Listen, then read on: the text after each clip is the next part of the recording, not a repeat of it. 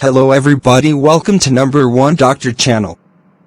Today we will talk about femoral hernia. A femoral hernia passes through the femoral canal.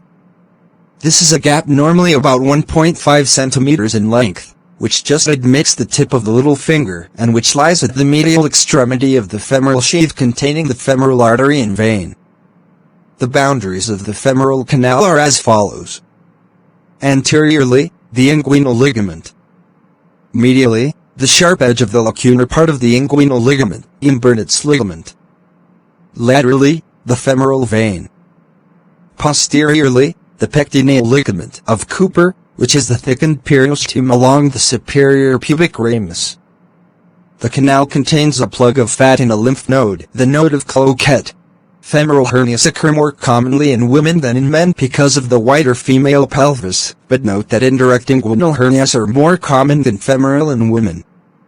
They are never due to a congenital sac, but are invariably acquired. Although cases do rarely occur in children, they are usually seen in the middle-aged and elderly. A non-strangulated hernia presents as a globular swelling below and lateral to the pubic tubercle. It enlarges on standing and on coughing and may disappear when the patient lies down. However, in most cases, even when the hernia is completely reduced, a swelling can still be palpated, and this is due to extraperitoneal fat around the femoral sac. As the hernia enlarges, it passes through the saphenous opening in the deep fascia, the site of penetration of the great saphenous vein to join the femoral vein, and then turns upwards so that it may project above the inguinal ligament.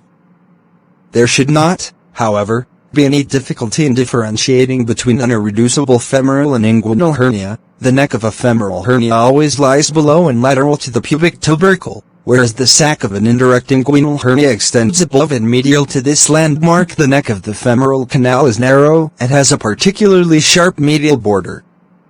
For this reason, irreducibility and strangulation are extremely common in this type of hernia. Thanks for watching.